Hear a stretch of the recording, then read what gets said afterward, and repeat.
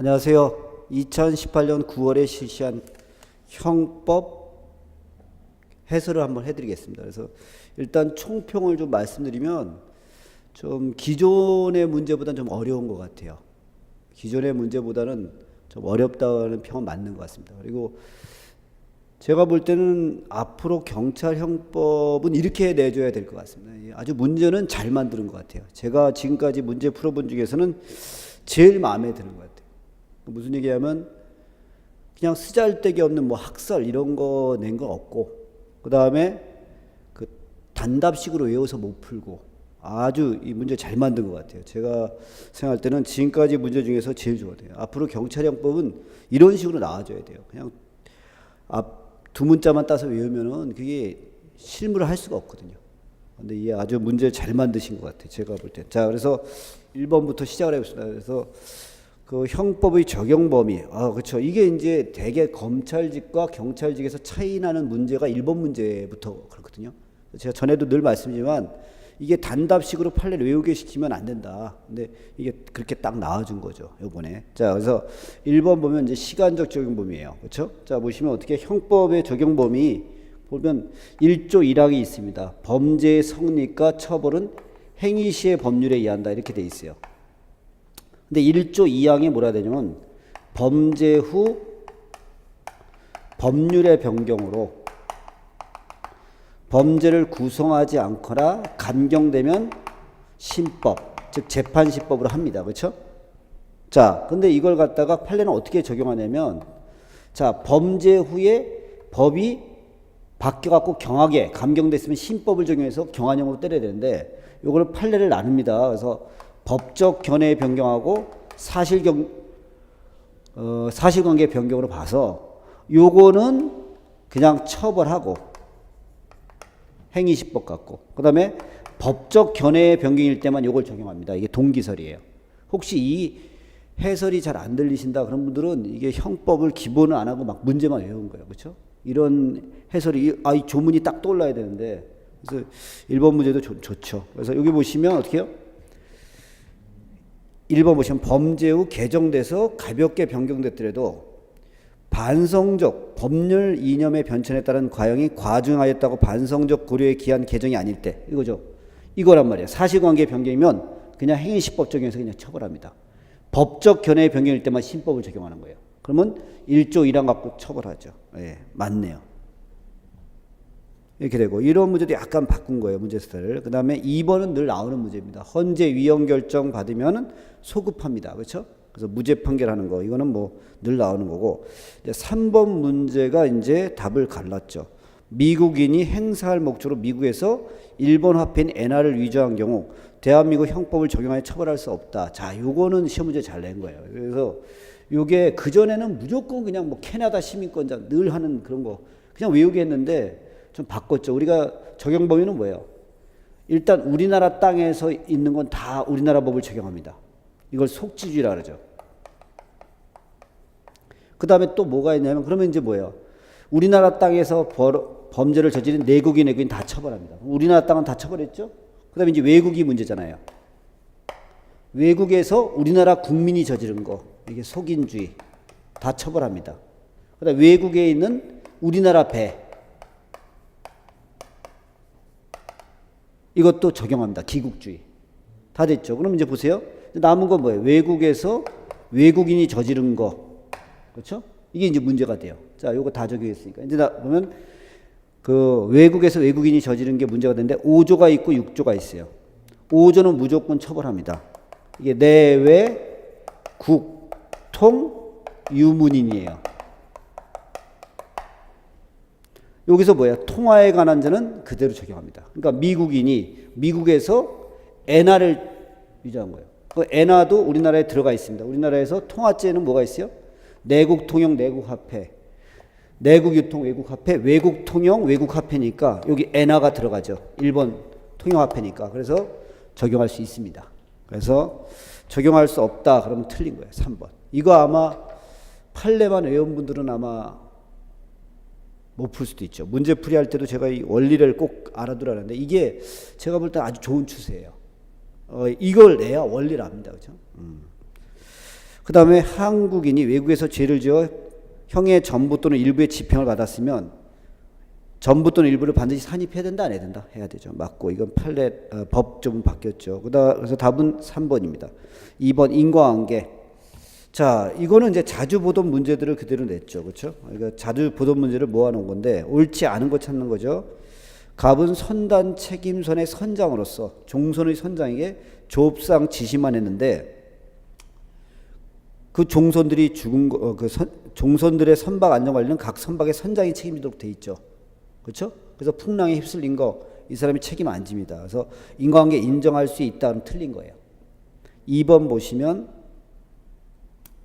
전문적으로 대출을 취급하면서 차용인에 대한 체계적 신용조사를 행하는 금융기관이 금융을 대출한 때는 비록 대출 신청 당시 차용인에게 변제기한에 대출금을 변제할 능력이 없었고 차용인에게 대출하게 되면 부실채권으로 될 것임을 예상됐음에도 자체 신용조사 결과와는 관계없이 변제기 안에 대출금을 변제하겠다는 취지의 차용인 말만을 그대로 믿고 대출하였더라도 차용인과 이러한 사이에 인과관계 인정할 수 없다.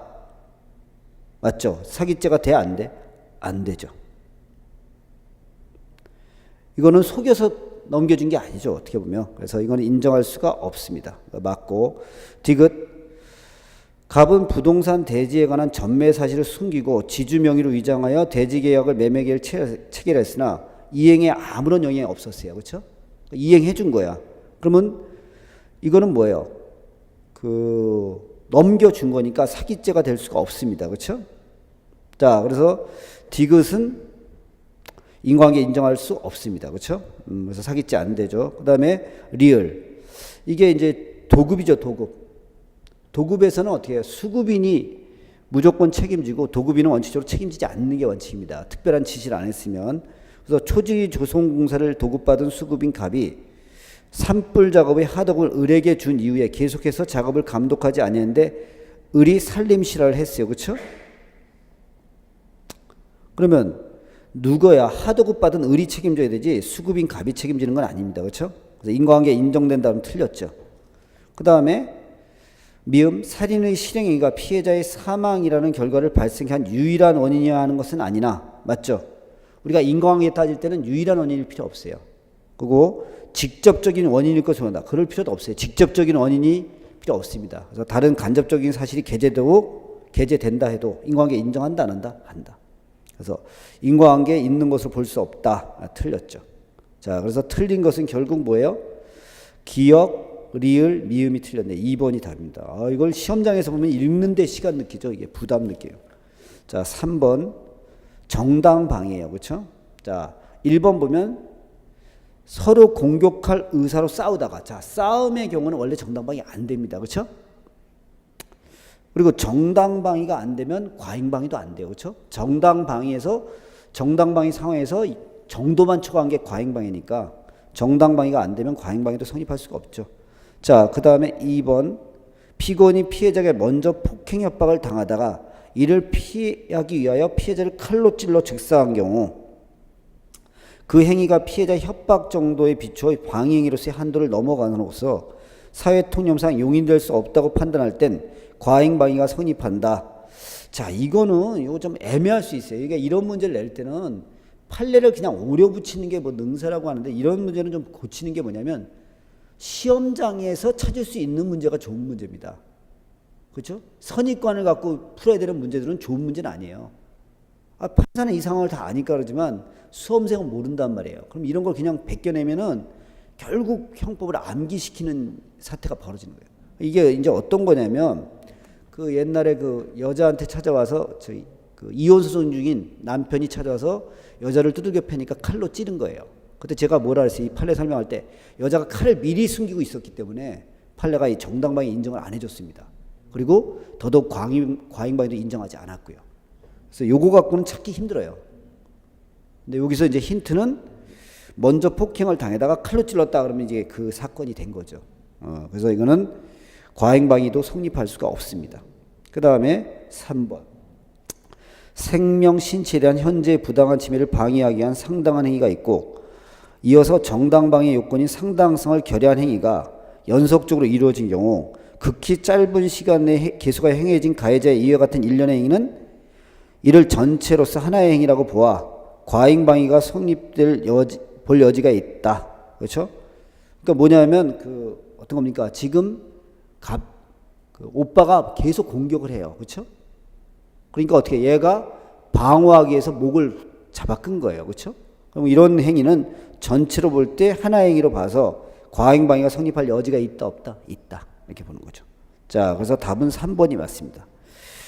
그리고 3번을 잘 모르더라도 4번 보면 답을 딱 찾아낼 수 있어요. 4번이 틀렸으니까. 자, 보세요. 경찰관이 적법 절차를 준수하지 아니한 채 실력으로 현행범을 연행한 경우 이에 정하는 과정에서 경찰관에게 상해를 입혔어요. 그러면 경찰관을 때렸으니까 뭐예요? 상해죄 구속 요건에 들어갑니다. 그렇죠? 근데 그것이 자신의 신체에 대한 현재 부당한 침해를 방해하기 위한 행위니까 정당방위가 돼야 돼, 안 돼? 돼야 되죠. 그래서 정당방위 되지 못한다. 틀린 거죠. 그래서 답이 몇 번이에요? 3번. 이 3번도 약간 어렵습니다. 사실 판례의 어떤 부분을 끌어내서 하니까 그 정도 보시고 4번. 결과적 가중범에 대한 설명을 가장 적절한 것은 자, 부진정 결과적 가중범이에요. 부진정 결과적 가중범은 자기보다 형이 높은 거에만 상상경합을 인정합니다. 그렇죠? 자, 그래서 보시면 그 별도의 구속 요건에 해당하고 그 고의범에 대해서 결과적 가중범의 정한 형보다 더 무겁게 처벌하는 규정이 있는 경우는 결과적 가중범에 대해서는 별도의 죄가 구성되지 않지만 그 고의범에 대해서 더 무겁게 처벌하는 규정이 없는 경우는 고의범과 결과적 가중범의 상상 경합이 인정된다 안 된다? 됩니다. 그러니까 무슨 얘기냐면 그 현주건정을 방화 치사죄가 성립할 때 부진정 결과적 가중범이죠. 이거보다 형이 높은 고의범이 있으면 이건 별개로 성립해요. 하지만 요거보다 낮은 고의범이 있다. 그럼 이건 따로 논하지 않습니다. 그래서 보통살인죄는 논하지 않고 존속살인죄만 논하는 거죠. 그래서 그 고의범에 대해서 더 무겁게 처벌하는 규정이 있는 경우에만 뭐라고? 그 고의범에 대해서 더 무겁게 처벌하는 규정이 있을 때만 상상경합을 인정해요. 틀렸죠. 자, 그 다음에 강도가 재물을 강취한 후 살해할 목적으로 현주건정을 방화해 소삭케 했어요. 그러면 강도살인죄하고 현주건정을 방화 치사죄가 성립하죠. 그 다음에 친구를 살해할 의도로 친구가 살고 있는 집을 방화하여 그를 사망케 했어요. 그럼 무슨 죄가 돼요? 이거는 현주건정을 방화 치사죄만 성립하고 왜? 보통살인죄 형이 낮으니까 안 돼요. 상상경합 틀렸고요. 교사자가 피교사자에 대해서 상해를 교사했어요. 그렇죠? 야, 얘를 상하게 해. 상해. 근데 얘가 사망시킨 거예요. 살인했어요. 그러면 얘가 고의로 상해를 시켰는데 중한 결과가 생겼습니다. 그럼 뭐예요? 결과적 가중범이죠. 그럼 뭐가 따져봐야 돼? 예경 가능성이 있으면, 즉 과실이 있으면 상해치사죄가 되죠. 그래서 과실 내지 예경 가능성이 있는 때는 상해치사죄의 교사문으로 죄책을 지울 수 있다. 4번이 답입니다. 그 다음에 사실의 착오에 대한 설명으로 가장 적절한 것은 그리고 다툼이 있으면 판례해야 함 이렇게 돼 있어요. 그러니까 판례는 뭐냐면 법정적 부합설이에요. 뭐라고요? 법조문이 같으면 고의를 끌고 갑니다. 그렇죠? 자, 그러면 어떻게 돼요? A를 살해하려고 독약을 갖다 놓은 거예요. 그렇죠? 그런데 이게 B가 마시게 된 거예요. 원래는 A를 죽이려고 했는데 B한테 죽은 거죠. 그렇죠? 그럼 이거는 이제 뭐야? 방법의 착오가 되는 거죠. 그러면 이 A도 살인죄고 B도 살인죄입니다. 그럼 구속 요건이 같으면 법정적 부합설에서는 여기 있는 고의를 일로 끌고 갑니다. 고의를 끌고 가죠. 그래서 B에 대한 살인 기수가 됩니다. 그래서 B에 대한 살인죄가 된다. 옵니다. 그렇죠? 이렇게 됐고, 그 다음에 2번은 뭐예요? 갑은 살인을 가지고 죽일 의사를 가지고 A를 향해서 휘둘렀는데 B가 맞은 거예요. 그렇죠? 자, A를 때리려고 죽이려고 했는데 B에 가서 맞았어요. 그럼 이 구속 요건이 같으면 끌고 가, 안 끌고 가? 끌고 가니까 B에 대한 기수가 됩니다. 그래서 B에 대한 과실치사가 성립한다. 틀렸죠. 3번, 갑은 고의로 A를 향해 총을 쐈어요. A를 향해서 총을 쐈는데 결국 B가 맞은 거죠. B가 뛰어들어오면서. 그러면 구속 요건이 같아달라? 같으면 끌고 가죠. 그래서 B에 대한 살인 기수가 됩니다. 3번도 틀렸죠. 4번 갑은 A와 시비가 붙어 싸우다가 힘이 달리자 상해의 고의로 칼을 가지고 나와 A를 향해 휘두르다가 옆에서 싸움을 말리면서 칼을 빼서는 B의 귀를 찔렀어요. 그러면 A를 찌르려다가 상해의 고의로 찔렀는데 B가 찔린 거예요. 상해. 그럼 어떻게 해요? 구속 요건이 같기 때문에 따라갑니다. 따라가니까 B에 대한 상해죄가 성립하는 거죠. 그래서 B에 대한 과실치사죄가 성립한다. 그럼 틀렸어요. 답은 몇 번? 1번. 자, 6번 보겠습니다. 적절하지 않은 것은 자, 14세 되지 아니한 자가 정상적인 사물 변별 능력이나 의사결정 능력을 갖추고 있다면 그에 대해 소년법에 따른 부정경을 선고해야 된다. 여러분, 형을 때리려면 뭐가 돼요? 형을 때리려면 형벌을 부과하려면 반드시 범죄가 돼야 됩니다. 그렇죠? 그럼 범죄가 되려면 어떻게 돼요? 구속요건 위법성 책임이 있어야 돼요. 근데 얘 보시면 어떻게 돼요? 지금 14세가 되지 아니었습니다. 그럼 책임 무능력자예요. 그리고 이건 변별 능력을 안 따져요. 그래서 형을 때릴 수가 없어요. 틀렸죠. 2번 소년법상의 부정기형 선고 대상이 되는 소년지 여부는 여러분 형법은 행위시를 기준으로 하고 형사법은 사실심 판결 선고시를 기준으로 합니다. 그래서 이게 법관이 부정경 때릴 수 있느냐 그러면 사실심 판결 선고시를 기준으로 하는 거예요. 이게 그 얘기죠. 그래서 이거는 사실 형법 시험 문제에서 많이 내는데 사람들이 이건 형법이 아닙니다. 그렇죠? 형사법이에요. 여러분. 자, 그래서 판결 선고시를 기준으로 삼아야 되면 하므로 피고인이 항소심의 판결 선고일 당시 이미 19세예요. 그럼 소년이 아니니까 정경 선고해야 된다 안 해야 된다? 해야 된다. 이게 답이네. 2번. 자, 그 다음에 3번은 원자행위 있어요. 원자행위에서 10조 3항이죠. 위험 발생을 예견하고 이렇게 돼 있어요. 위험 발생을 예견하고 자의로 이렇게 했을 때 이 예견하고는 고의뿐만 아니라 과실도 다 포함해서 해석합니다. 워낙 많이 푸는 문제죠. 그러면 3번에 보면 예견한 경우로 한정하고 있는 이상 예견 가능성이 있었음에도 포함되지 않는다. 틀렸죠. 예견 가능성은 과실입니다. 포함되어 있어요. 그 다음에 음주 운전을 할 의사를 가지고 음주 만취 후 운전을 하다가 교통사고를 일으킨 경우라도 피고인이 음주 당시에 장차 교통사고를 일으킬 위험성까지 미리 예견하고 있었다고는 볼 수 없어. 아니 음주운전을 할 의사를 가지고 만취했으니까 이거는 예견했다고 봐야 되죠. 10조 3항 적용됩니다. 답은 몇 번? 2번 이렇게 보시면 되고요. 자, 그 다음에 7번 미수범. 적절한 거 찾는 거죠. 1번 장애 미수의 경우는 기수범의 형과 동일하게 처벌하는 것은 불가능하다. 틀렸죠. 왜요? 장애 미수는 임의적 감경이에요. 기수범의 병보다 임의적 감경. 그러니까 감경할 수도 있고 안 할 수도 있어요. 그럼 동일한 형으로 선고할 수 있죠. 불가능하다. 틀렸죠. 그 다음에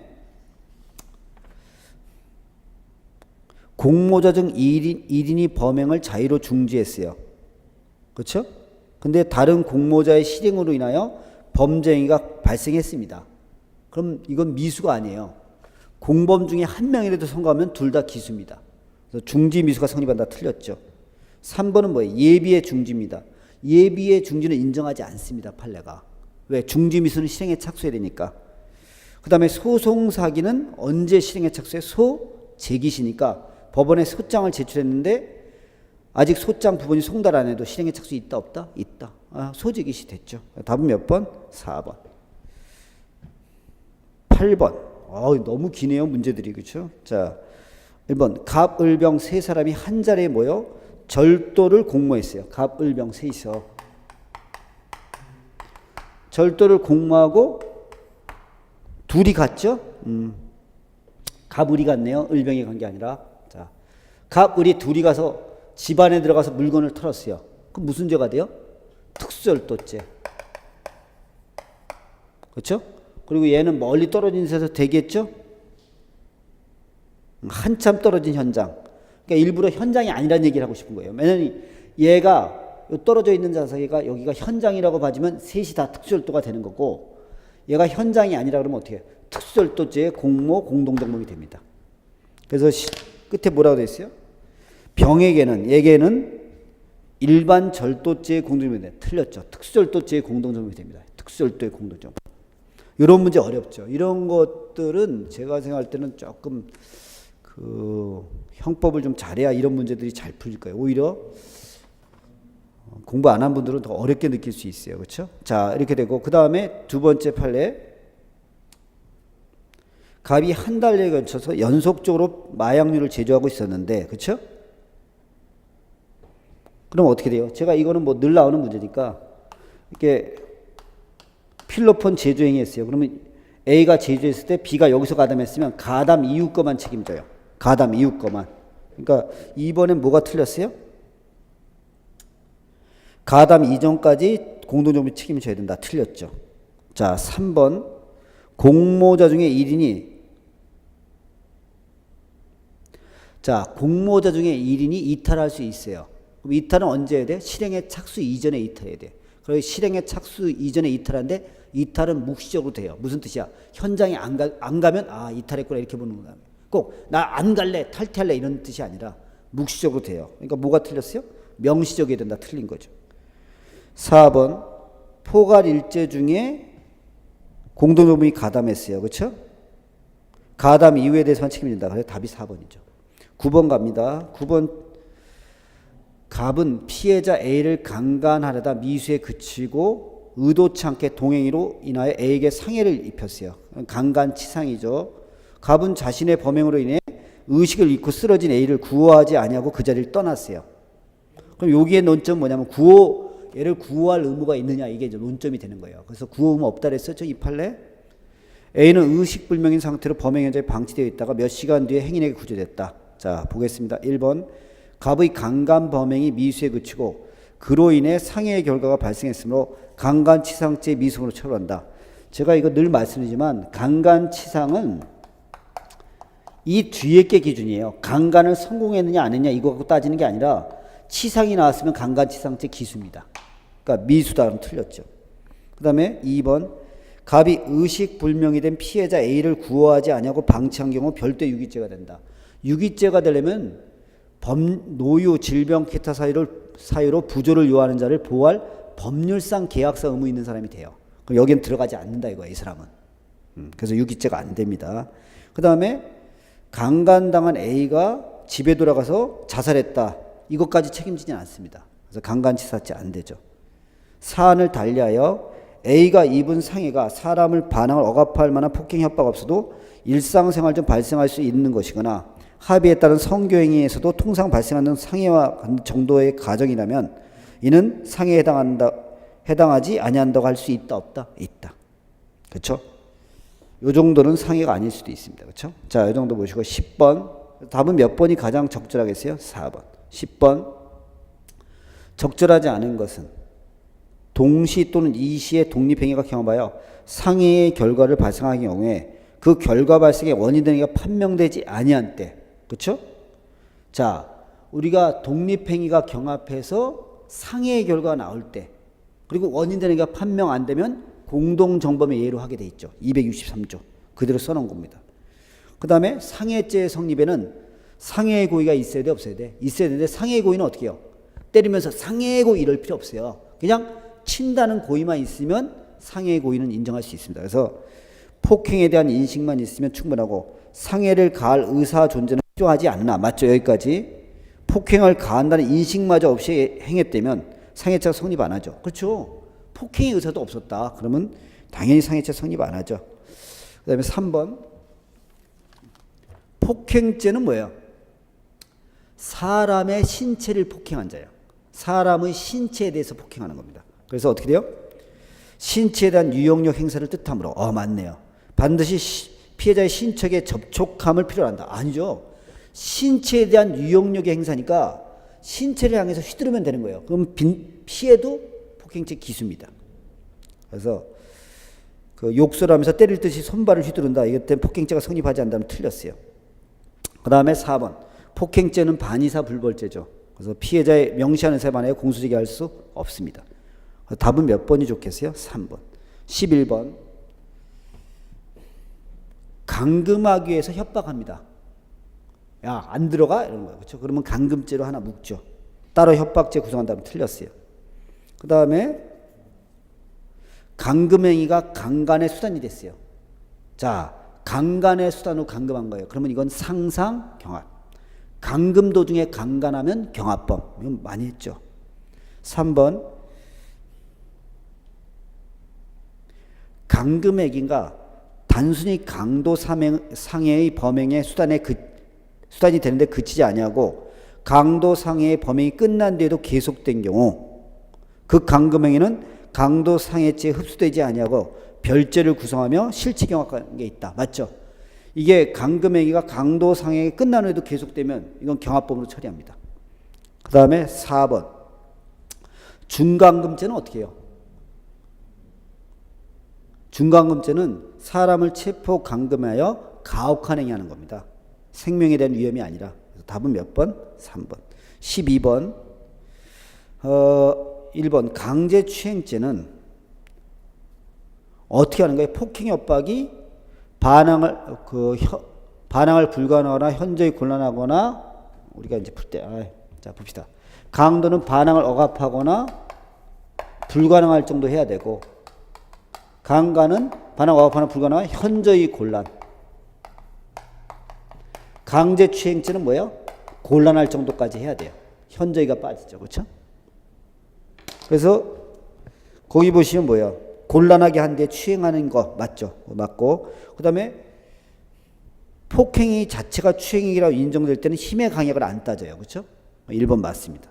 2번 성폭력범죄 처벌에 관한 특례법 11조는 공중이 밀집한 장소에 추행을 벌하는 바 여기서 공중 밀집 장소는 빽빽히 들어선 공간을 의미하는 게 아니죠. 공중 밀집 장소라는 건 뭐예요? 사람이 모이는 곳이잖아요. 그래서 일반 공중에 상시로 제공 개방된 상태에 놓여 있는 곳 일반을 말한다. 맞죠? 공중이 모이는 거 얘기하는 거예요. 2번 맞고 3번 강제추행죄는 자수범이 아닙니다. 그렇죠? 자수범은 위증죄하고 부정수법 단속법 제4조의 허위신고죄가 대표적이에요. 그래서 처벌되지 않는 타인을 도구로 삼아 강제추행하는 간접정보 형태를 범할 수 있죠. 원래 자수범이 타인을 이용해서 할 수 없는 게 자수범인데 강제추행은 아니에요. 그 다음에 4번 폭행 협박으로 사람에 대하여 구강, 항문 등 신체 내부에 손가락을 넣는 거 이거 유사강간이 아니에요. 입에다 손가락 넣는 거 아니죠 여러분. 자 이렇게 보고 답은 4번이에요. 이거 늘 푸는 문제고 13번 형법 307조 1항의 명예훼손죄는 적시된 사실이 진실한 사실인 경우든 허위 사실인 경우든 모두 성립된다 안 된다? 된다. 명예훼손죄는 진실 허위를 안 따지죠. 국가나 지방자치단체는 명예훼손죄나 모욕죄의 피해자가 될 수가 없어요. 2번 틀렸고 그 다음에 범죄의 고의는 미필적 고의로도 된다 안 된다? 된다. 제가 뭐라 했어요? 미필적 고의는 고의라 그랬어요 그냥. 그래서 사자 명예훼손도 됩니다. 그 다음에 4번 모욕죄의 피해자는 특정되어야 하므로 집단 표시에 의한 모욕은 구성원 개개인의 사회적 평가를 저하시킬 만한 것으로 평가될 경우라도 구성원 개개인에 대한 모욕죄를 구성하자. 뭐예요? 그냥 그 사람을 특정할 수 있으면 그 개개인에 대한 명예훼손죄가 되죠. 그렇죠? 아나운서 이런 건 안 되지만 뭐 3.19 동지에 이렇게 개인을 특정할 수 있을 정도면 됩니다. 그래서 답은 몇 번이 좋겠어요? 1번. 14번 카드 사용 범죄에 대한 설명으로 가장 적절한 것은 타인 명의의 현금카드를 무단으로 이용해서 무단으로 이용한 거죠. 도난 분실된 카드입니다. 그러면 피해자 입장에서는 그런 카드를 이용해서 현금 자동지급에서 예금을 인출하면 어떻게 돼요? 신용카드 부정사용죄하고 절도죄가 됩니다. 현금 인출은. 그러니까 여신점유금융업법 위반죄 이게 틀렸죠. 그 다음에 타인 명의의 신용카드를 무단으로 이용하여 현금 자동지급기에서 현금을 인출했어요. 그럼 이건 뭐가 돼요? 신용카드 부정사용죄하고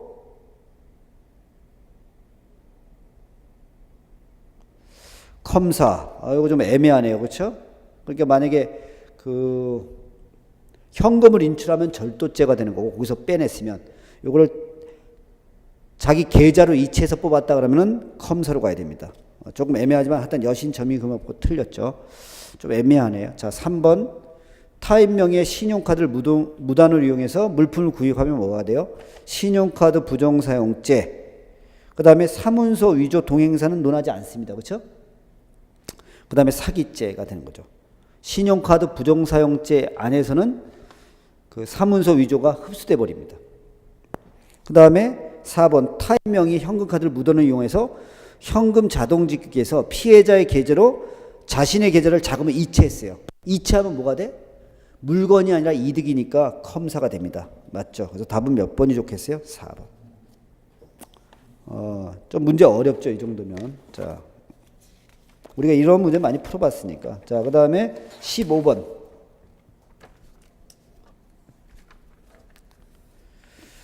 타인으로부터 금전을 차용하면서 용도를 속였고 만일 사실대로 용도를 고지했다면 상대방이 그에 응하지 않았을 경우 그러면 어떻게 해요?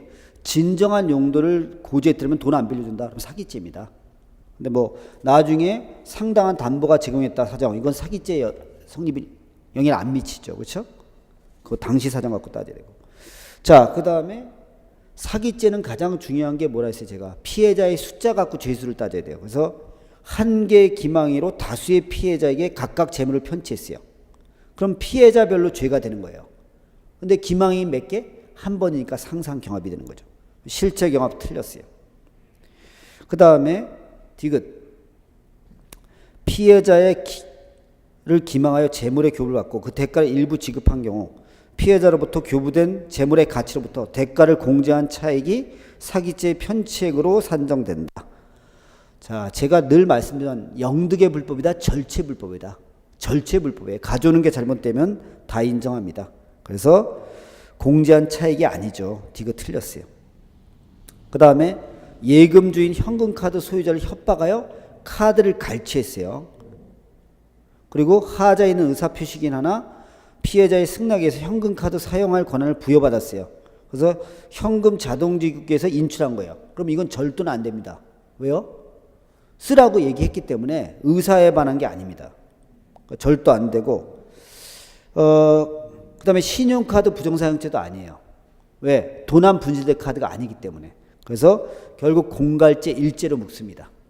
그리고 그 다음에 미음 다른 공범자가 공갈행위 실행에 착수한 후 그 범행을 인식하면서 그와 공동의 범위를 가지고 그 후에 공갈행위를 계속하여 재물의 교부나 재산의 이익을 취득에 이른 때에는 공갈죄 공동유물이 된다 안 된다? 된다. 그래서 결국 옳지 않은 건 뭐야? 가나다. 1번이겠네요. 16번. 아, 이것도 어렵게 냈어요. 그렇죠? 이게 이제 계약 중간 생략형 명의신탁인데 경찰 시험 문제에서는 한 번도 그 계약 명의신탁인지 중간 생략인지 이름을 안 준 적이 없어요. 근데 요번에 안 주고 내용을 냈네요. 좀 어려웠어요. 자, 갑은 A로부터 그의 소유인 부동산을 매수하기로 계약을 체결했다. 갑은 매매 계약의 당사로서 A에게 소정대금을 모두 지불했다. 좀 약간 반말투네요. 했다. 그렇죠? 네. 자, 그래서 한편 갑은 거래 부동산의 등기 명의를 자신의 이름으로 하지 않고 A로부터 을에게 바로 소유권 이전 등기 격려해줘서 명의신탁 약정했고 약속대로 A는 을에게 소유권 이전 등기를 격려해줬어요. 그럼 이게 뭐야? 중간 생략형 명의신탁입니다. 그래서 지금 뭐야? 갑이 A하고 계약을 했죠. 그리고 등기는 이렇게 넘어가는 거예요. 을한테. 그렇죠? 이게 중간 생략형 명의신탁입니다. 그렇죠? 그러면 얘가 이걸 띄어먹어도 횡령이나 배임은 안 됩니다. 그렇죠? 횡령 배임이 안 됩니다. 이렇게 돼요. 그다음에 얘가 얘한테 팔았더라도 제3자는 그대로 소유권을 취득해요. 그래서 1번 보시면 어떻게 해요? 을은 갑을 위해 그의 부동산을 보관한 지에 있게 된다. 이게 무슨 뜻이에요? 횡령죄가 된다 이건데 아닙니다. 그렇죠? 이거 중간 생략형이나 계약 명의신탁은 횡령죄가 안 되죠. 그 다음에 2번도 그래서 당연히 틀렸고 그 다음에 3번 을이 병에게 위 명의신탁 약정을 존재를 고지 않고 부동산을 처분했을 경우 처분했어요. 얘한테. 그럼 이 부동산이 넘어갑니다. 그렇죠? 이거 넘어가면 이 병원 손해볼 일 없어요. 그냥 이렇게 가면 얘가 소유권을 취득하게 돼 있습니다. 그래서 사기죄가 성립하지 않죠. 3번 맞습니다. 4번 사안을 달리하여 을이 각각 명의신탁 약정을 맺고 직접 매매계약의 당사자가 됐어요. 그럼 이게 뭐라 그랬어요? 이게 계약 명의신탁이에요. 계약서 이름까지 자기 이름을 쓴다는 거예요. 그럼 이거는 횡령이나 배임이 안 됩니다. 이 신탁작거로 보지 않기 때문에. 그래서 결국 답은 몇 번이에요? 3번. 사실은 이 지문들이 대부분 문제집에서 풀어봤을 텐데 이렇게 문제를 묶어서 내니까 되게 어렵게 느껴져요. 문제 잘 낸 것 같아요. 형법 아무리 풀어봐도 많이 아주 어렵게 잘 냈어요. 그렇죠? 그리고 뭐 쓰잘데기 없는 학설 실무에서 안 쓰잖아요. 그런 거 뭐하러 배워요. 그렇죠? 뭐 위험성 이런 거 필요 없는데 그런 거 안 내고 제가 볼 때는 좀 잘 낸 것 같아요. 자, 17번. 자, 위조한 통화를 진정한 통화로서 유통해 놓겠다는 목적 없이 자신의 신용력을 증명하기 위해서 통화를 위조했어요. 행사 목적이 인정돼? 안 돼? 안 되죠. 서로 유가증권 위조를 공모한 공범관계 사이에서 유가증권을 교부했어요. 행사죄다 아니다? 아니죠. 서로 위조한 거 아는데 뭐 행사예요. 제가 행사죄를 공부할 때는 어떻게 한다 그랬어요? 그 원래 용도대로 쓴다는 생각을 꼭 하시면 돼요. 원래 용도대로. 돈은 유통시켜야 행사죠. 그러니까 신용력 보여주는 건 안 되고, 그 다음에 그 위조한 거 아는 사람한테 쓴 게 아니니까 행사가 아니고, 그 다음에 문서는 비치만 해도 야 봐봐 읽어봐 임마 그리고 냅둬도 행사입니다. 그래서 공문서에 관공서에 비치하는 것도 행사로 인정된다 안 된다? 된다. 그 다음에 문서가 위조되었다는 정을 아는 공범자에게 제시했다. 이건 건 행사가 아니죠. 아는 사람한테 보여주는 건 아니죠. 자, 그래서 결국 답이 될 수 있는 게 몇 번이에요? 1번이네요. OX. 제가 그 시험 보러 가기 전에 어떤 학생이 와서 선생님 모르면 몇 번 찍을까요? 그래서 3번 찍으라 그러고 긴 게 나오면 1번 찍으라는데 이거 뭐 3번 1번 맞네요. 자, 제발 걔가 잘 찍기를. 그렇죠? 자, 18번. 기억. 범행을 은폐할 목적으로 피해자의 시신을 화장하였더라도 일반 화장 절차에 따라 장제 의뢰를 갖췄다면 사체를 훼손하거나 이런 게 아니기 때문에 사체 유기죄가 성립하지 않습니다. 여기서 중요한 건 뭐예요? 범행 은폐 목적이라도 일반 화장 절차에서 장제 의뢰를 갖췄으면은 이건 사체에 대한 종교적 감정 이런 걸 회상하는 게 아니니까 유기죄가 안 됩니다. 그 다음에 법률상, 계약상, 조리상 사체에 대한 장제, 감호 의무 없는 자도 장소를 이전함이 없이 소극적으로 단순히 사체를 방치함으로써 유기죄가 될 수 있다. 여러분, 그 부작위범이 되려면요, 부작위범의 범죄가 되려면 자기 의무가 있어야 됩니다. 그렇죠? 근데 여기 뭐라고 돼 있어요? 법률상, 계약상 의무 없는 자잖아요. 그럼 이런 사람은 적극적으로 할 필요가 없어요. 그래서 니은 틀렸네요. 디귿. 살인죄를 저지른 사람, 피해자를 유인하여 살해한 거예요. 그리고 사체를 그대로 두고 나갔다. 이건 사체은닉죄가 따로 성립하지 않습니다. 그럼 디귿도 틀렸네요. 리을. 사인이 명백한 자. 사인이 명백한 자는 변사체 검시방해죄가 되지 않습니다. 틀렸습니다. 자, 그래서 답은 몇 번이야? 2번. 19번. 1번. 경찰관이 벌금 미납자를 조우하여, 이거 늘 하죠. 조우했어요. 그러면 급속을 요하는 경우입니다. 그렇죠? 그럴 땐 형 집행 사유하고 형 집행장이 발부되었다는 사실을 고지하고 구인할 수 있어요? 없어요? 있어요. 형 집행장이 없더라도. 근데 형 집행장 발부 사실을 고지했는데 피고인이 이에 제형하여 경찰을 때렸으면 뭐가 돼? 공무집행 방해죄. 맞죠? 기억. 자, 니은. 형법상 공무집행 방해죄는 어떻게 하는 거예요? 직무를 집행하는 공무원에서 폭행에 협박하면 됩니다. 따라서 여기서의 폭행은 반드시 신체에 대한 것임을 요하지 않느냐. 맞습니다. 맞죠? 그 다음에 구체적 위헌범으로서 구체적으로 직무 집행에 방해된 결과 발생을 필요하다. 아닙니다. 직무를 집행하는 공무원의 폭행에 협박하면 되는 거지. 뭐 직무 집행 방해된 결과가 발생할 필요 없어요. 이 조문만 보면 알죠. 그다음에 디귿. 피고인이 지구대 내에서 약 1시간 이상 경찰관에게 큰 소리로 욕을 하고 의자에 들어놓거나 다른 사람들에게 시비를 걸고 경찰관들이 피고인을 내보낸 뒤 문을 잠그자 다시 들어오기 위해 출입문을 계속해서 두드리는 등의 소란을 피웠어요. 이건 공무원에 대한 간접적인 유형의 행사를 본다는 거예요, 판례가. 그래서 공무집행방해죄 된다 안 된다? 된다. 그렇죠? 좀 때려야 되죠, 이런 애들은. 그렇죠?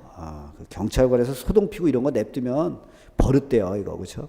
직무집행 못 합니다. 오늘도 제가 그 시험장에 가서 이렇게 응원하러 갔었는데 거기서도 이게 경찰관이 뭐 이쪽으로 가라 저쪽으로 한다 거기에 불만을 품고 막 경찰관한테 시비 거는데 제가 옆에다 때릴 뻔했어요. 그렇죠? 우리나라 참 지밖에 몰라요. 그렇죠? 아니 여러 차가 올라오는데 자기가 기다려야지 그거 기다린다고 막 그러는데 내 옆에서 한마디 욕할 뻔했어요. 그렇죠? 잘 참았죠. 모욕죄 현행범이 될 뻔했는데 자 리얼 피고인이 같은 장소에 함께 출동한 경찰관들 중 먼저 경찰관 A를 폭행하고 곧이어 이를 제지하는 경찰관 B를 폭행한 경우 위와 같이 동일한 장에서 동일한 기회에 이루어진 폭행 행위는 사회 관념상 한계의 행위로 평가되는 것이 상당하므로 자 포괄일제 관계에 있다. 여러분 공무집행방해죄는 공무원별로 계산합니다. 그러니까 지금 두 개의 죄가 되죠. 포괄일제가 되면 안 됩니다. 그 행위가 하나로 묶이니까 뭐야? 상상, 경합. 그래서 결국 옳은 것은 몇 번이요? 2번. 자, 이제 20번이죠. 뇌물죄에 대한 설명으로 가장 적절한 것은 자, 1번이 뭐냐면 공무원이 직무와 관련하여 금품을 수수했더라도 특별한 청탁 없이 사교적 의뢰로 형식을 받아 금품을 주고받았다면 뇌물수수죄가 성립하지 않는다. 틀렸죠? 사교적 의뢰로 받았더라도 직무 관련성이 있으면 뇌물죄가 됩니다. 2번 보시면 공무원이 직접 금품을 받지 않고 증례자라 하여금 다른 사람에게 금품을 공유하게 했어요. 이게 제3자 뇌물 제공죄입니다. 이건 꼭 부정한 청탁이 있어야 돼요. 근데 여기 부정한 청탁을 받은 사정이 없다면 제3자 뇌물 제공죄 처음에 못하죠. 2번이 맞고요. 그 다음에 공무원이 그 지위를 이용하여 다른 공무원의 직무에 관한 사항의 알선에 관하여 금품을 수수한 경우는 그가 특별한 청탁을 받고 그와 같은 행위를 한 사정이 없는 이상 그를 알선수수죄로 처벌하지 못한다. 아닙니다. 알선수수죄는 공무원이 지위를 이용해서 알선만 하면 돼요. 청탁 필요 없습니다. 자 이렇게 됐고 그 다음에 4번 공무원에게 뇌물로 공유하기 위한 목적이라는 사정을 알면서 증례자로부터 금품을 교부받은 자는 그가 실제로 그 금품을 공무원에게 전달하지 않는 이상 형법상 아무런 처벌을 받지 않는다. 아닙니다. 증례물 전달죄는요. A가 만약에 C라는 공무원한테 줘라 그러고 B한테 맡기는 거예요. 그럼 얘가 여기다 전달했는지를 따지지 않습니다. 그냥 얘가 받으면 증례물 전달죄예요. 그래서 답은 몇 번이다? 2번으로 가시면 가장 적절할 것 같아요. 그렇죠? 지금까지 풀어봤는데 문제가 그렇게 만만치는 않습니다. 근데 제가 볼 때는 경찰 시험이 이렇게 나와줘야 돼요. 그래서 뭐 쓰잘데기 없는 학설은 다 뺐고 제가 볼 때는 학설은 사실 뭐 실무가들은 필요 없잖아요. 그러니까 학설 빼고 그 다음에 딱 필요한 문제 그리고 그 뭐 답만 외워서 푸는 형법이 되면 안 됩니다. 그래서 제가 볼 때는 이런 문제 스타일이 앞으로 경찰 형법이 가야 될 길 아닌가. 그리고 뭐 필수 과목으로 다시 바뀐다 이런 얘기도 있는데 제가 볼 때는 문제 잘 내신 것 같아요. 문제 내시느라 고생 많이 하신 것 같은데. 하여튼 수험생 여러분 고생하셨습니다.